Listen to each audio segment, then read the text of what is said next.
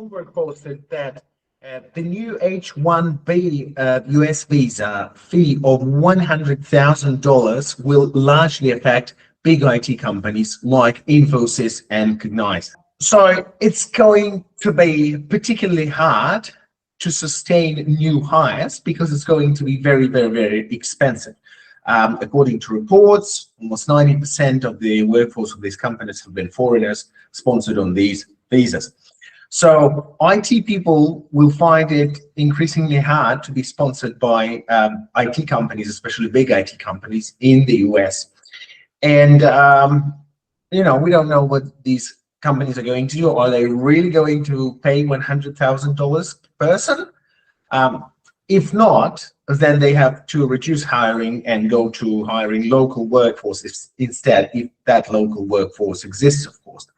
Now, in Australia, we still have developer, programmer, software engineer in the skills occupation list, and it's relatively cheap, I would say, compared to the US, because you can do all the process, including the agent fees and including the visa fees, in roughly 20K or so, right? Whereas in the US now, only the departmental processing fee itself, without any legal fees, is 100,000. Does it make it cheaper to make the move to Australia? Well, yes, if you do it now, if you have an employer sponsor now.